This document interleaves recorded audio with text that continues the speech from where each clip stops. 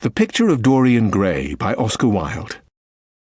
This dramatisation of Wilde's only novel stars Jamie Glover as the vain, hedonistic aristocrat who makes a Faustian pact to preserve his youthful beauty.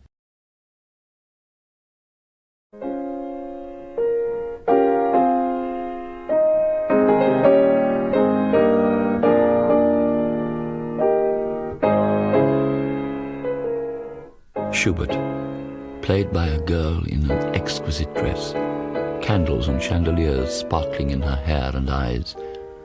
Art. Surface, of course, but art is all surface and symbol at once. Those who go beneath the surface do so at their peril.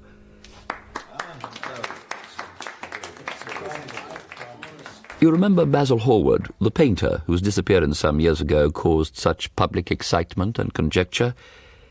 He it was who painted that picture. That notorious picture.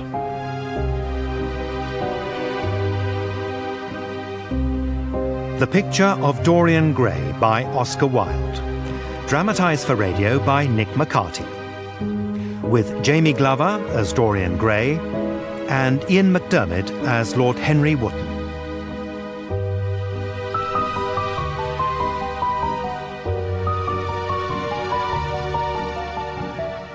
I was in the habit then of visiting Basil's studio regularly. It was summer, and the studio was filled with the rich odour of roses. When the summer breeze stirred the trees of the garden, there came through the open door the heavy scent of lilac, or the delicate perfume of the pink flowering thorn. Well, Henry, what do you think of it? I was lying on the divan of Persian saddlebags, smoking an opium-tinted cigarette, and watching the play of light through the long tussore silk curtains that were stretched in front of the large window. The dim roar of London was like the bourdon note of a distant organ. Well? It is quite the best thing you have done. I believe it is. Who is the young man? A model? No. He is quite beautiful. You have captured more than a likeness. You must send it next year to the Grosvenor. Why not the Academy? The Academy is too large and vulgar. Whenever I go there have been either so many people that I've not been able to see the pictures, which was dreadful, or so many pictures that I've not been able to see the people, which was worse. I won't send it anywhere. What odd chaps you painters are. You do anything to gain a reputation. As soon as you have one, you seem to want to throw it away. It's silly of you. For there is only one thing in the world worse than being talked about, and that is not being talked about. I know you'll laugh at me, but I really can't exhibit it. I've put too much of myself into it. I knew you would laugh. It's true all the same. I didn't know you were so vain, Basil. I see very little of you in this. He is a Narcissus, and you have an intellectual expression, but real beauty ends where an intellectual expression begins. Don't flatter yourself, Basil, you're not in the least like him. Oh, I should be sorry to look like him. The ugly and the stupid have it best in this world. If they know nothing of victory, they're spared the knowledge of defeat. What do you know of defeat? Your rank and wealth, and my brains, and my art, whatever they may be worth. Dorian Gray's good looks. We shall all suffer for what the gods have given us. Dorian Gray. Is that his name? I didn't intend to tell you his name. When I like people immensely, I never tell their names to anyone. It's like surrendering a part of them. When I leave town, I never tell my people. I've grown to love secrecy. Is that foolish? You forget I'm married. And the one charm of marriage is that it makes a life of deception absolutely necessary for both parties. When we meet, my wife and I, we tell each other the most absurd stories with the most serious faces. My wife is so much better than I am, she never gets confused over the dates, and I always do. I believe you're a much better husband than you pretend to be. You never say a moral thing, and you never do a wrong thing. Your cynicism is a pose. Being natural is a pose, the most irritating I know. Tell me truly why you refuse to exhibit his portrait. It's hard for me to say. It sounds so incredible. Then I should believe you at once. I think 2 months ago I was at a crush at Lady Brandon's. You know how artists have to remind the public from time to time that we're not savages. That's where I saw him, at Lady Brandon's. A peacock in everything but beauty. She insisted we met. She treats guests as an auctioneer treats his goods. The poor woman so wanted to find a salon, and she only succeeded in opening a restaurant. Harry, you have no idea of friendship. Unjust.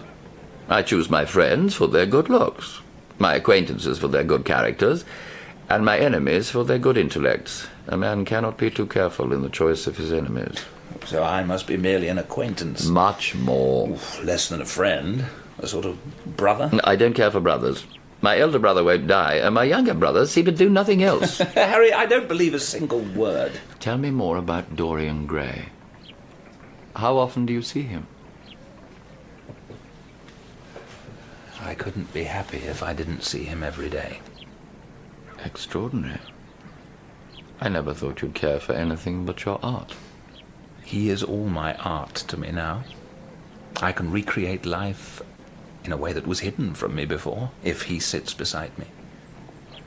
I must meet Dorian Gray. I insist. Harry, I find in him all the loveliness and subtleties of colour and line. I cannot exhibit his portrait because I have put into it some expression of this idolatry. Idolatry? There is too much of myself in it. I cannot bare my soul to the world's eyes. I cannot. Is Dorian Gray fond of you? Why should he visit me if he were not? Come, Basil. Days in summer are apt to linger. There will come a day when you will be perfectly cold and indifferent when he calls, or he will be cold and indifferent to you. He likes me, I know. But sometimes he seems to take delight in giving me pain, as if my soul were a flower to put in his coat, an ornament for a summer's day. I want to meet him. I don't want you to. Mr. Dorian Gray, sir. Are you at home? Fate, Basil, so gloriously predictable. We are both at home, Parker. Dorian Gray is my dearest friend. He has a simple and a beautiful nature. Don't spoil him. Don't influence him. The world has many marvellous people in it. Don't take away from me the one person who gives my art whatever charm it possesses. Basil. Oh, I beg your pardon. I didn't know you had anyone with you. Mr. Gray. Dorian Gray? Lord Henry Wotton. He was all his portrait promised. And it was plain to see that poor Basil already bored him.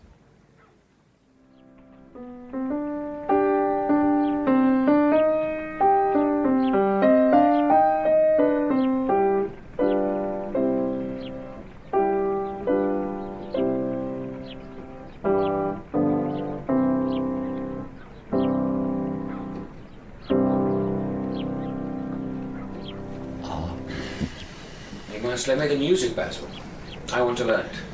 That depends on how you sit today, Dorian. You see, my lord, how easily I get into people's bad books. Not only Basil here, but Lady Agatha's too. I'll make your peace with my aunt. She is quite devoted to you. She has told me so. I promised to go to a club in Whitechapel with her last Tuesday and quite forgot. We were to play a duet together. 3 duets. It won't have mattered. When Aunt Agatha sits down to the piano, she makes quite enough noise for 2. That is very horrid to her, and not very nice to me. You're too charming to go in for philanthropy, Mr. Gray. Far too charming. Will you smoke? Harry, I want to finish this picture today. Would you think it rude of me to ask you to go away? Am I to go, Mr. Gray? Please don't. Basil is in one of his sulky moods, and I can't bear him then.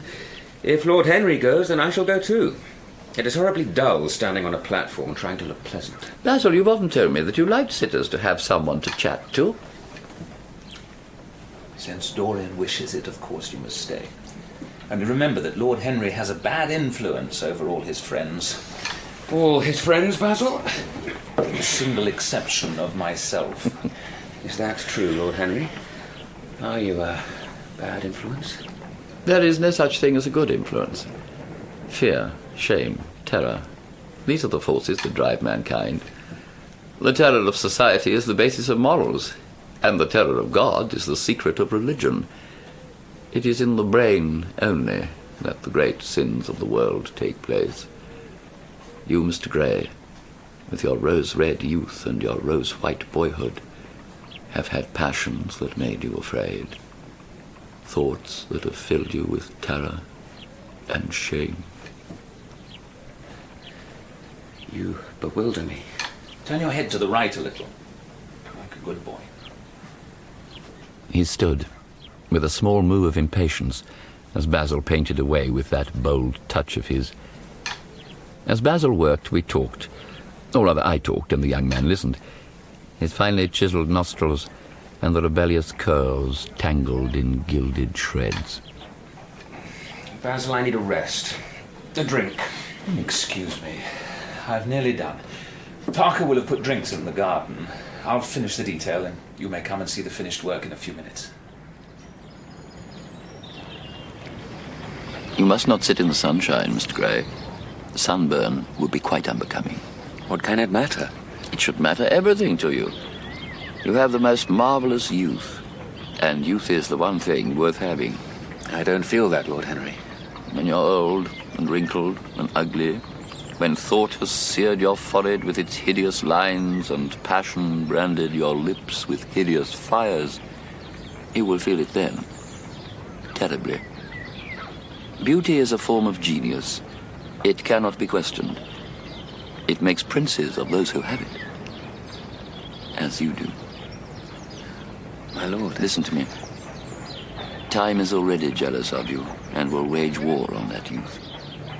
You will become sallow and hollow-cheeked and dull-eyed. You will suffer horribly. Don't squander youth. It never returns. Our limbs fail, our senses rot. We degenerate into hideous puppets haunted by the memory of the passions of which we were too much afraid and the exquisite temptations to which we had not the courage to yield. Bring your drinks. Come, see the finished portrait. I watched the young man as he gazed at the shadow of his own loveliness and knew that one day what I said would become true. Time would claim him. He would wrinkle, grow dull, and be broken and deformed by age. Don't you like it? Of course he likes it. It's one of the greatest paintings in the history of modern art. I'll give you anything you like for it. I must have it. It is not my property, Harry. It's Dorian's. How sad it is. How sad. I shall grow old and horrible, but this picture will remain forever young. If only it were the other way round. I should object most strongly to that. I believe, Basil, you like your art better than your friends. How long will you like me? Until my first wrinkle? Lord Henry is right. Youth is the only thing worth having. When I find that I am growing old, I shall kill myself. You mustn't talk like that. I shall never have such a friend as you. I am jealous of everything whose beauty does not die. I am jealous of the portrait you have painted. Every moment that passes takes something from me and gives it to that portrait. Why did you paint it? One day it will mock me horribly. I hate it. This is your doing, Harry. It is the real Dorian Gray. I'll destroy it. I'll not let a picture come between me and my two best friends. I'll cut it to ribbons now. Find the palette knife. No, you shan't. That would be murder. The picture is a part of myself. I feel it. There is nothing in the world that I would not give to remain as I am, and for the picture to grow old. I would give my soul for that. Enough. Come with me to the theatre. Both of you. A splendid notion. You promised you'd stay and play the Schubert. I can't. I'm going to the theatre with Lord Henry. As you wish. Goodbye, Harry. Goodbye, Dorian. Come and see me soon. Certainly. You won't forget. The portrait will be varnished then and ready for you. I won't forget. And Harry, remember what I asked you this morning? I have forgotten it. I trust you. I wish I could trust myself. Come, Mr. Gray, my hansom is outside.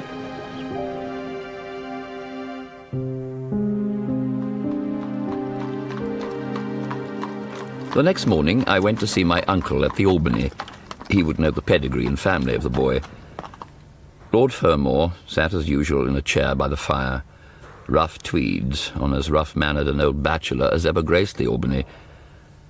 Passed over for the embassy in Paris, for which he was supremely well suited by birth, by indolence, and his passion for pleasure, after which he never did another day's work. Money, is it, Harry? It's the usual reason you young dandies come to see their relatives. So damned early, too. Thought you were never abroad till 5. Not money, Uncle George. It's only people who pay their bills who need money. Gray. Dorian Gray. You know his family? Gray. Grandson of Kelso. Son of... My word, my dear boy. Son of Margaret Devereux, who made such a damn fool of herself running off with a penniless subaltern in some foot regiment. Beautiful as she was willful. Proud girl. Ugly story. Tell it. Father sent a man, it was said, some Belgian brute of an adventurer, to insult his new son-in-law. And did more than insult him. Spitted him like a partridge. Hushed up, of course, but Kelso ate his chop alone for a long time after that. Very long time. The child was the soldier's? Of course. Is he good-looking? Moderately. If I'm any judge, he'd be more than moderately good-looking, Harry. And more than moderately well-off. Not of age yet, is he? No, can't be. His mother was a wonderful woman. Could have had any man she wanted. Carrington went on his knees to her and she laughed in his face. Spirit, you see. Kelso brought her and the child home from Spa and took her to the country. They say she never spoke to him again. Not one word. Wonderful girl. Spirited. Don't find him like that any longer. All Americans and meat packers' daughters, not stayers.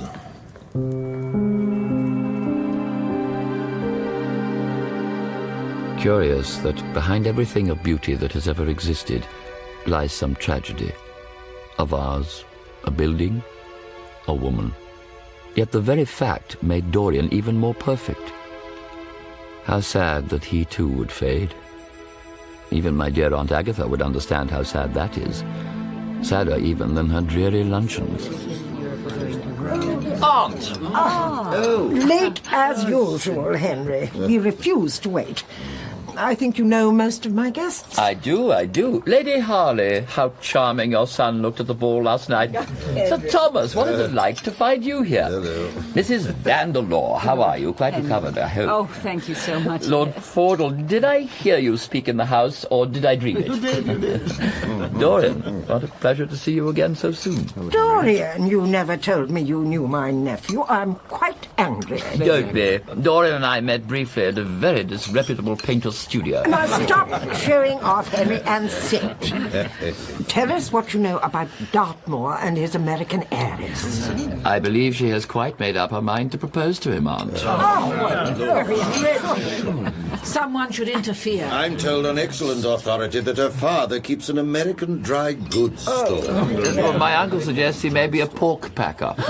Now, what exactly are American dry goods? American novels. Henry, wicked man. Take no notice of him, Mrs. Vanderlaw. He never means anything he says. They say good Americans go to Paris when they die. Where do the bad ones go? America? Horrible, you're big.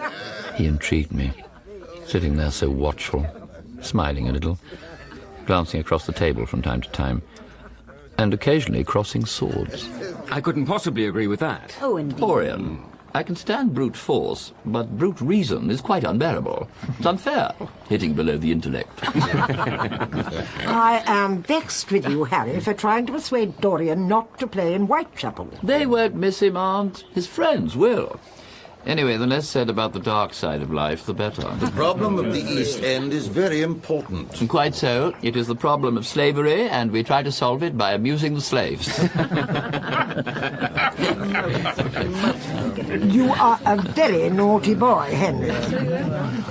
Do you ever see that wife of yours? Often. At her father. This conversation is becoming too depressing. Aunt, I must leave you. Dorian, had you forgotten? Supper, and before that, a turn in the park.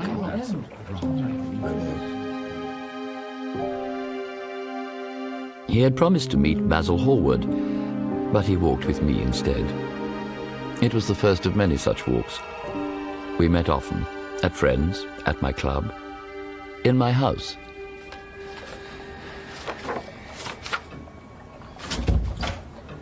Harry, how late you are. I'm afraid it is not Harry, Mr. Gray. I beg your pardon. I thought... You thought it was my husband.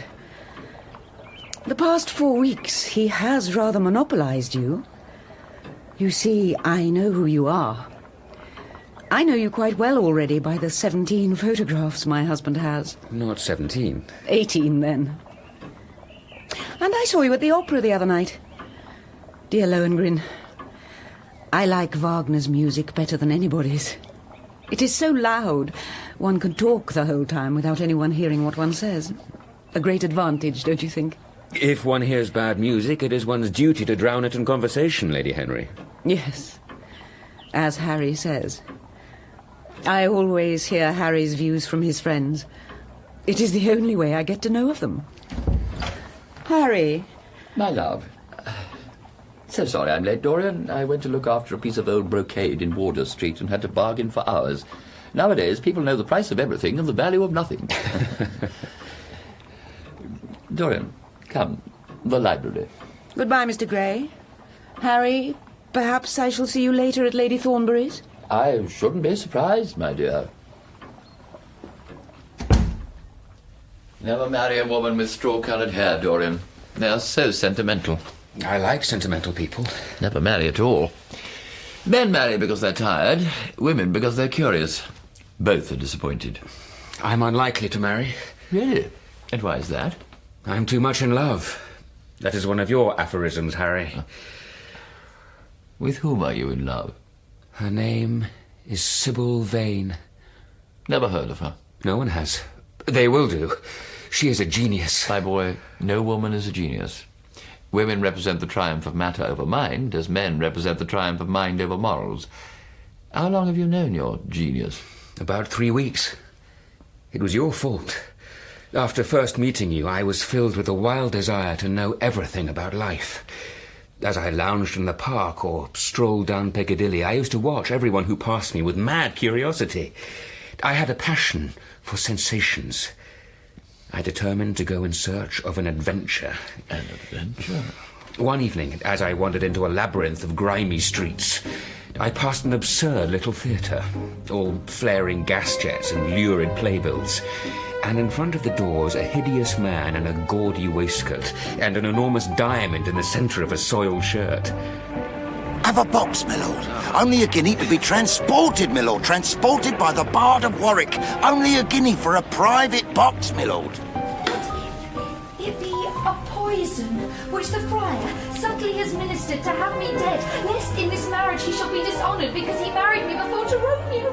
It was Romeo and Juliet. You are not to laugh, Harry. Romeo was a stout gentleman with corked eyebrows and a figure like a beer barrel. Mercutio had friends in the pit. He played with them in low comedy.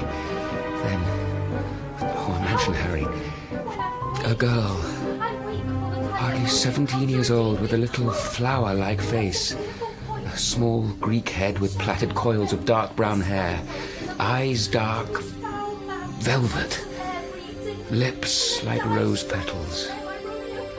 Beauty, Harry. Real beauty. And in the pit they ate oranges and nuts and drank beer, no doubt. You're laughing. It's horrid of you. I have seen Sybil dying, sucking the poison from her lover's lips, seen her wandering the forest of Arden, watched her disguised as a pretty boy, seen her mad and innocent. Harry, why didn't you tell me that the only thing worth loving is an actress? Because I have loved so many of them, Dorian. Tell me, what are your actual relations with Sybil Vane? Harry, she is sacred. It is only the sacred things which are worth defiling. Why are you annoyed? She will belong to you one day.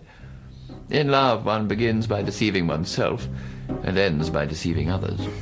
Methinks I see my cousin's ghost seeking out Romeo, that did stake his body upon a rapier's point.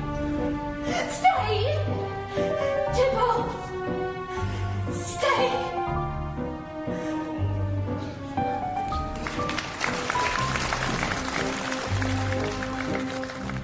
went round after the third performance. The manager was determined that I should meet her. I was not entirely sure, yet he persuaded me. She was so gentle, so shy. Miss Vane, my lord here wanted to speak to you, my dear. I'm sure I'm grateful, sir. Maybe he'll give you a small token of appreciation of your wonderful performance. Miss Vane, I was truly dazzled by her performance. Sir, you are very kind. I will not call you my lord. You look more like a prince. I must call you Prince Charming. Upon my word, Dorian, Miss Sybil knows how to pay a compliment. You know nothing about it, as she knows nothing of the world. She regards life as another play. She lives with her brother, who is going to find his fortune in Australia. An honest enough boy, I suppose. As is her mother, a faded, sad-eyed woman who, no doubt, has seen better days. Depressing. I have been every night since. And neglect your friends. Dine with me tonight. I can't. She is Imogen tonight, and tomorrow Juliet again. How I worship her. I want you to come and see her act. She must play a West End theatre. I will see she does. Bring Basil, if you like. Very well. Juliet, then, tomorrow. Will you see Basil, or shall I write to him? I haven't laid eyes on him for a week. It's rather horrid of me, as he has sent me my portrait in the most wonderful frame. Write to him. I don't want to see him alone. He says things that annoy me. He gives me good advice. And people are fond of giving away what they need most themselves. It's what I call the depth of generosity. He seems to me something of a Philistine. Artists, my dear Dorian, exist simply in what they make, and consequently are perfectly uninteresting in what they are. I shall write to him. I went home late that evening. I had sat for much of the time in the window of my club and thought of Dorian, of how the purely sensuous instinct of boyhood becomes changed by imagination. I found a telegram waiting on the hall table.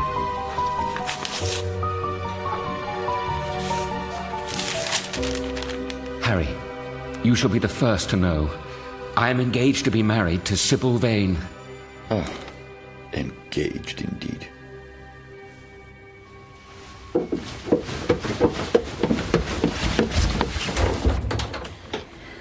Mother, Ma, I'm so happy. Sybil, my dear, you've always told me the only place you were happy He was gives me walking such the a feeling green. of being, I don't know, alive, real.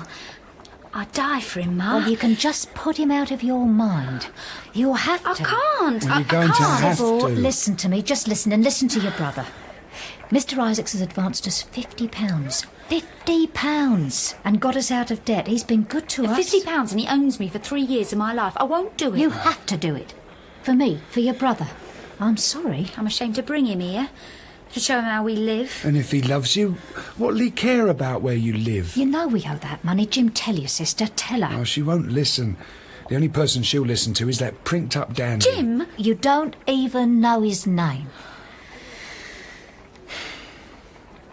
I'm not happy about this, Sybil. When Jim's in Australia, there'll just be the two of us. Now you talk of going off. What happens then? The Prince Charming has plenty. He'll be happy to look after you for my sake. Oh, Jim, tell her. Tell her, you old bear, to be happy. Like me. I want everyone to be happy.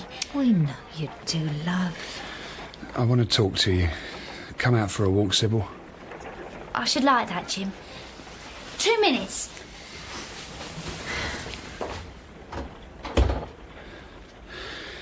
Mother, when I've made enough in Australia, I'll be back to pay off Isaacs and get Sybil off the stage, I promise you. I know you will, dear boy. Remember, you chose to do this. I hope the seafaring life will be what you truly want. Look, Ma, we've Turn been up the through this chance already. of mixing in society as a solicitor for going to sea. It's beyond me. I hate offices and I hate clerks. I know what I've chosen. But you see after Sybil, these men going round to talk to her every night. It's not right. Nonsense. He's merely a customer of the theatre. Way to pay a compliment. The young man in question's polite enough. The flowers he sends are lovely. You don't even know his name. Well, he's a gentleman. Well, He looks aristocracy, I must say. Looks, Ma. Appearances, Ma. Illusions. What she deals in every night. It's what you know, not what you think you know. They make a charming couple. It's happened before, Jim. If this aristocrat, this gentleman, harms a hair on her head, I shall kill him. I swear to you, Mother, I'll come back, find him out, and kill him.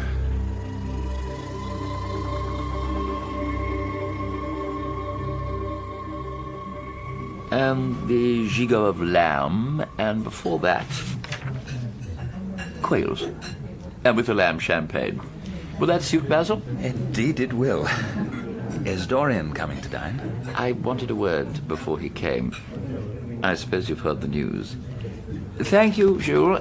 Tell the cook we'll want it in half an hour. We're waiting for another guest. If it's politics, I'm not interested. Not a person in the Commons worth painting, save with whitewash. Dorian is engaged to be married. Impossible. Impossible. To an actress. It's perfectly true. He's far too sensible, Harry. He's far too wise not to do foolish things now and again. You can hardly marry now and again. Except in America. I didn't say he was married. I said he was engaged. I have a distinct recollection of being married and none at all of being engaged. It's absurd. To marry is so much beneath him. If you want to make him marry the girl, tell him so. Whenever a man does a foolish thing, it's always from the noblest motives. She'll be no good for him. She's better than good. She's beautiful. Dorian assures me. He's rarely wrong about such things.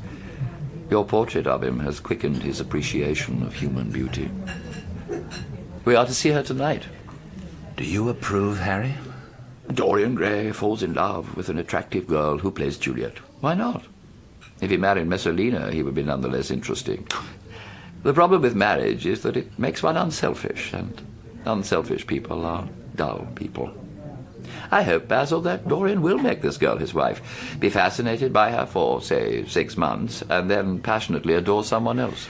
You don't mean a single word of that. You're much better than you pretend to be. Well, the reason we like to think so well of others is that we're all afraid of ourselves. The basis of optimism is sheer terror. Rubbish. You want to mar nature? Reform it. So, we see her tonight in some disreputable theatre in the East End. The boy is late, as usual.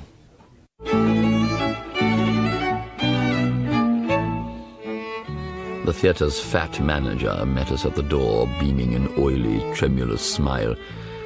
It was as if we had come to meet Miranda and found Caliban. The house was crowded that night. The heat was oppressive, and the sunlight flamed like a monstrous dahlia with petals of yellow fire. Beneath us in the pit, youths lounged and yawned and shared their oranges with the tawdry girls who sat beside them. What a place to find one's divinity in. You may smile, Harry. You may even mock the idea of my loving this girl. She trusts me implicitly. Her touch changes me. A look from her changes me. Those fascinating, delightful, poisonous theories of yours, they're all wrong. She is divine. You shall see. And when she first stepped onto the stage, she did indeed look divine. She drew gasps of admiration even from the beasts swarming in the pit. Dorian gazed at her, motionless. Charming. Charming. She is delightful, Dorian. Quite delightful. These common, coarse people become quite different when she is on stage. They sit silently and watch her. They weep, they laugh as she wills them. One feels they are of the same flesh and blood as oneself.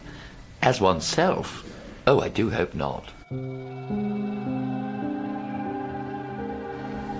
would I dwell on form, fain deny what I have spoke, but farewell, compliment. Dost thou love me? We watched this divine creature as she played the scene. We heard a voice artificial in tone and strained in delivery. We saw mechanical gestures and unconsidered movements. Basil and I watched our dear friend while he watched the object of his love, and we pitied him. All about the house the audience grew restive, yet Dorian stared unseeing at the puppet on the stage below. Poor Dorian. In truth, fair Montague, I am too fond, and therefore thou methinks my behaviour light. Dorian's face grew pale as he watched her. Her acting was absurdly superficial. She overemphasized everything. Beautiful passages of verse were declaimed with the painful precision of a schoolgirl. She moved listlessly and without purpose about the stage. She was a complete failure, as everyone, even Dorian, could recognize. This that thy love proves likewise variable. She is beautiful, Dorian, but she cannot act. Let us go. I will see the play through. I'm awfully sorry that I've made you waste an evening, Harry. I apologise to you both. My dear Dorian, I should think Miss Vane was ill. We will come some other night. I wish it were illness. But she is cold. Entirely changed. Last evening she was a great artist. Now she is commonplace. Mediocre. Dorian, come with us. No need to grieve. You wouldn't want your wife to act, after all. So what does it matter if she plays Juliet like a wooden doll? She's very lovely. And if she knows as little about life as she does about acting, she will be a delightful experience. Go away. Please. Just go.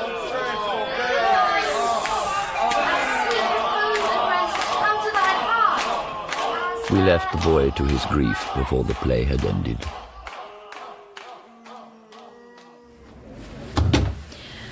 Dorian. Oh, my dear, how badly I acted tonight. It was dreadful. You have no idea how I've suffered. But surely you understand. You do understand. Understand what? Before I knew you, acting was the one reality of my life. One night I lived Portia, the next Rosalind. Beatrice's joy was my joy, the sorrows of Cordelia were mine also. I knew nothing but shadows, and I thought them real. Then you came, my love, and taught me what reality was. No. I saw tonight how shallow it all was. Dearest Dorian, I cannot play at being in love when I know what it truly is. You have killed my love. Dorian? No. You stirred my imagination. Now you don't even stir my curiosity. I loved you because you were marvellous. A genius because you gave shape and substance to the shadows of art. Tonight I see you for the shallow, stupid girl you are. A third-rate actress with a pretty face. Dorian, please, please. Don't touch me. I wish I'd never laid eyes on you. What can you know of love if you said mars your art? Without your art, you are nothing. You're not serious, Dorian. You're acting. I leave the acting to you. You do it so well. Don't leave me. Say you love me. Don't leave me alone. I don't wish to be unkind, but I can't see you again. You have disappointed me. Oh. No.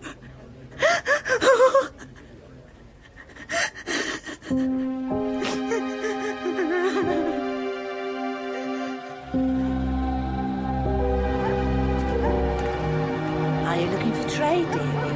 Only a tenner.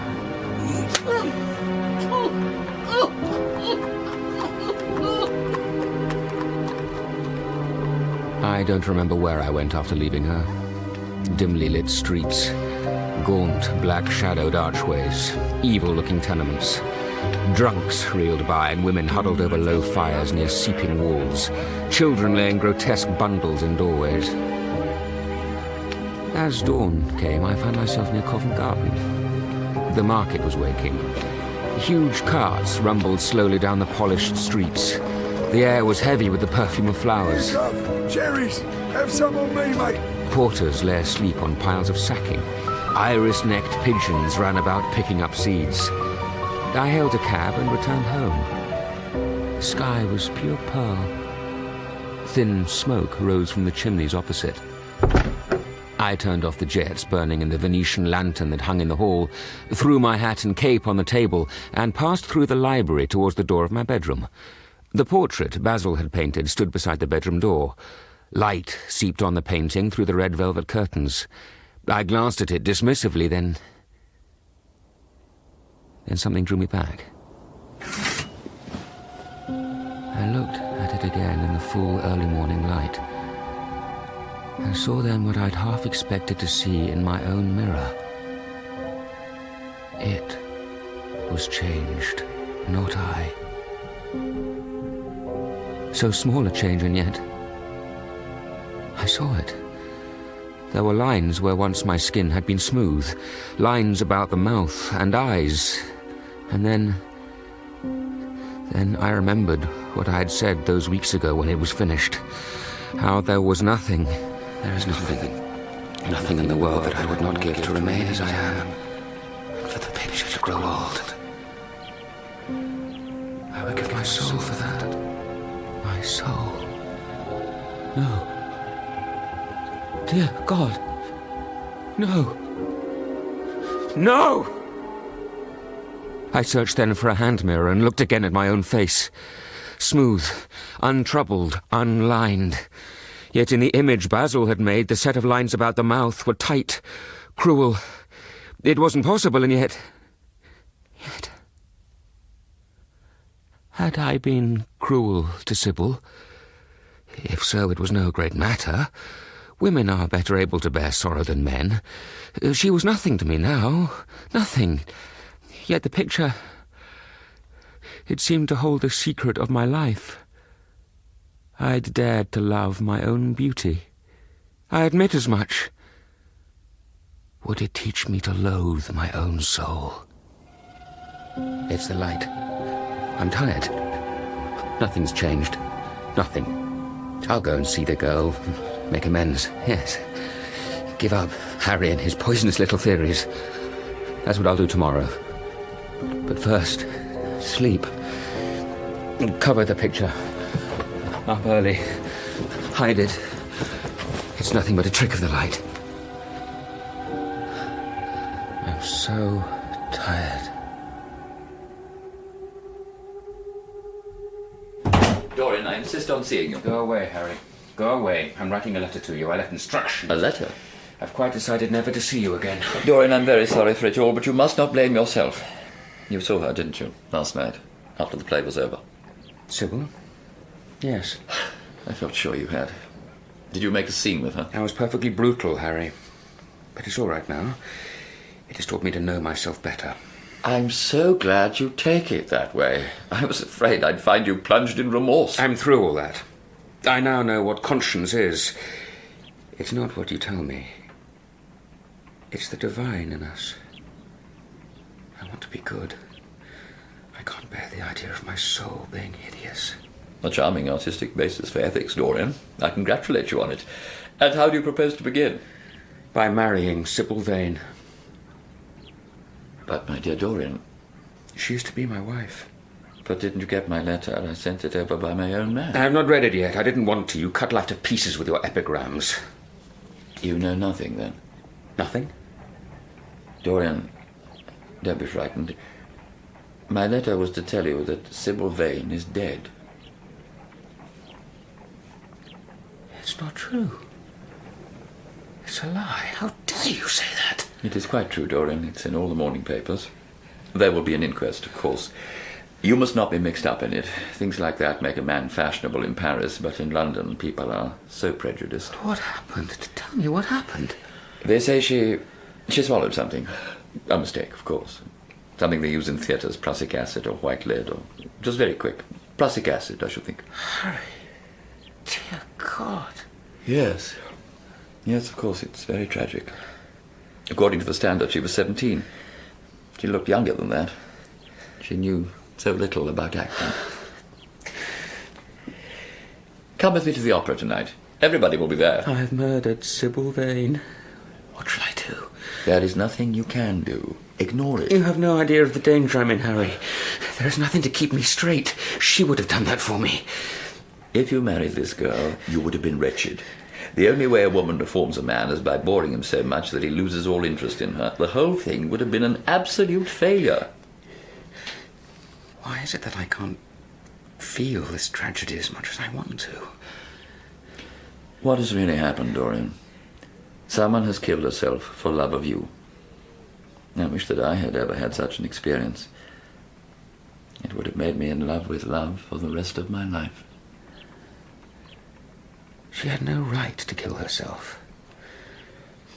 It was selfish of her. I assure you, Dorian, most women can sell themselves for a lost love without dying for it. Some wear sentimental colours. Never trust a woman who is fond of pink ribbons. Others fling their conjugal felicity in your face, yet others turn to religion. Nothing makes one so vain as being told one is a sinner. Sybil Vane chose another, more surprising way. That's all. I was terribly cruel to her. Women appreciate cruelty more than anything. They have wonderfully primitive instincts. Dorian, don't waste tears on Sybil Vane. She was less real than the part she played. Harry, you have explained me to myself. You said something I felt but was afraid to say. We won't talk of it again. It has been a most marvellous experience. That's all? That's all. I wonder if life still has in store anything as wonderful. There is nothing that you, with your extraordinary good looks, will not be able to do. Suppose I become haggard and old and wrinkled. Then you would have to fight for your victories. Now, dress and we'll drive down to the club. I think I shall join you at the opera. I feel too tired to eat anything. You've been such a friend to me, Harry. Thank you. Our friendship is only beginning. At 9, then. My sister's box on the grand tier.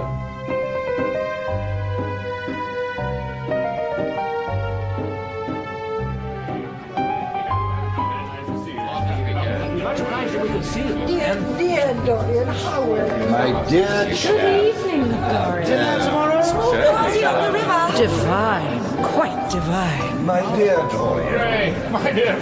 How very nice to see you. Bobby at the weekend. Much obliged. Good to see you, Dorian. Dear Dorian, how are you? My dear chap. Good evening, Dorian. So the choice is made. Poor Sybil Vane.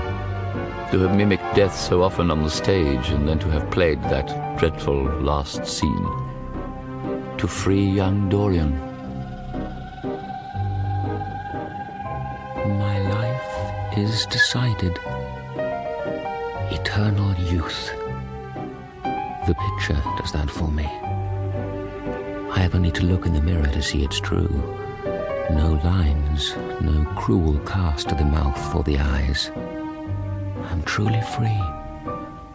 Infinite passion, pleasures subtle and secret, wild joys, and wilder sins.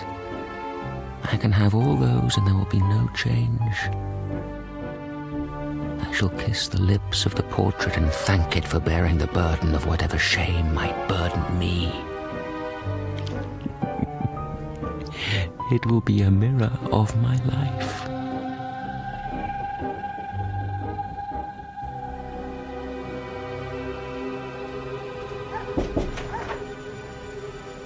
I was disappointed not to find you at home last night, Dorian. Someone said you were seen at the opera. I gave the lie to that, of course. But Basil, I was there. Harry's sister, Lady Gwendolen, was there too. Perfectly charming she is. You went to the opera? And the woman you loved still lying in some sordid lodgings. You talk of other women being charming and the girl not yet in the quiet of her grave. Do stop it, Basil, stop. What's past is past. You called yesterday the past. Time has nothing to do with it. A man who can master himself can end a sorrow as easily as he can invent a pleasure. I don't want to be at the mercy of my emotions. I want to use them, enjoy them, dominate them. That's horrible. You talk as if you had no heart, no pity in you. It is all Harry's influence, I see that. I owe a great deal to Harry. More than I owe to you. You only taught me to be vain. Now what do you want? The Dorian Gray I used to paint. Good heavens, man, Sybil Vane has just killed herself. Indeed so. At least it wasn't a vulgar accident. Her death has all the pathetic senselessness of martyrdom. I suffered immensely. Then it passed away. You came to console me and feel angry because I don't need your consolation.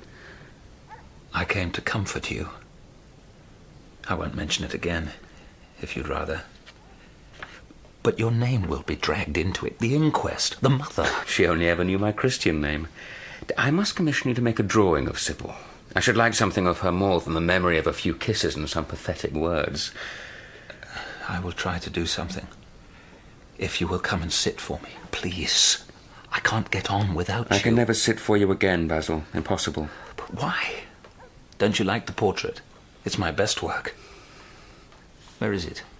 Have you put it in another room? I was sure it was in here. Is it behind the screen? Don't. If you move that screen, if you look at that portrait again, I swear our friendship is over. Everything will be finished between us.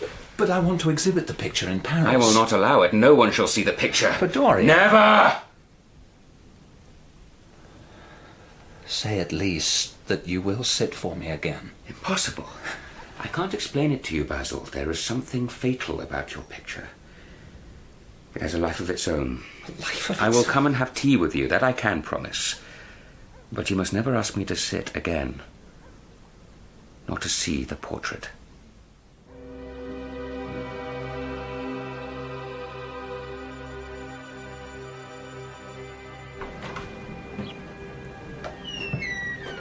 You rang, sir? Did the housekeeper do as I asked and give you the key to the old schoolroom? It's never used, sir. The attic room at the top of the house. I know where my old schoolroom is. Be good enough to bring me the key. Don't look at me so. Get out, get the key! I have the key, sir. And be kind enough to take this picture and to follow me with it. Mrs. Leaf said she wished to clear out the schoolroom before you went into it. She was sure it would be full of dust and cobwebs and old lumber, sir. Which I expect and want. Can you carry it alone? Yes, sir. It's heavy, but... Come in, then. Mind the corner. Can you manage? Yes, sir. Careful. Very careful. All right. Yes, sir. Careful.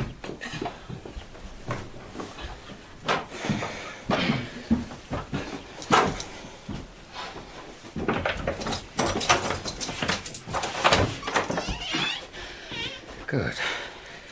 In with it, then. Is there enough light? Yes, sir. In the corner, sir. Yes. Yes, there in the dark corner. Safe resting place. Keep it covered. Leave me. Yes, sir.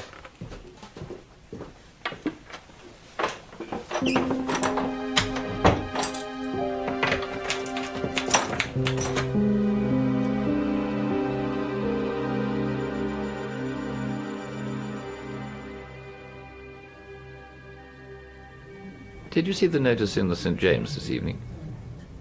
I don't believe I did. The inquest. Sybil Vane. Death by misadventure, it seems. Her mother was much affected. And I have no wish to be Harry. None whatsoever. I spent the afternoon reading that book you sent me. I was fascinated. More wine? I thought you'd like it. I didn't say I liked it, Harry. I said it fascinated me. Oh, so you've discovered the difference. I'm so pleased.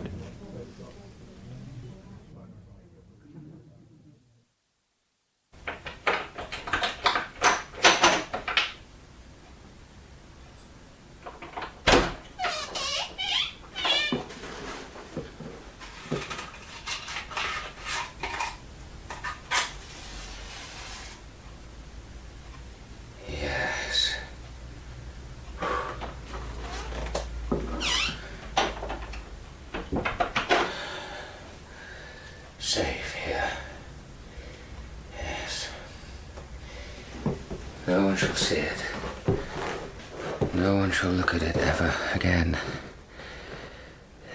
This Venetian shore will cover it. One more look. One more.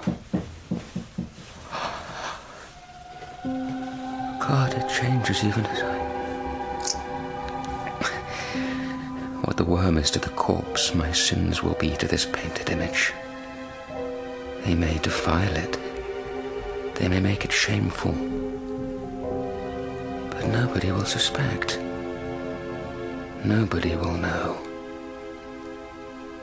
We have to take our moment to live as we want to live.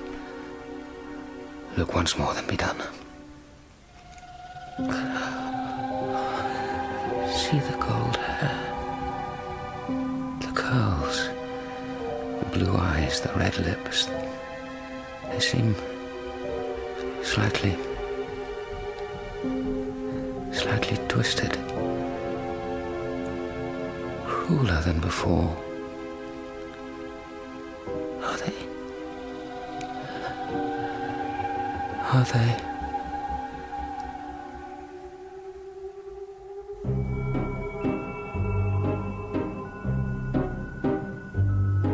In the first part of The Picture of Dorian Gray by Oscar Wilde, dramatised for radio by Nick McCarty, Jamie Glover played Dorian Gray, Ian McDermid, Lord Henry Wotton, and Stephen Pacey, Basil.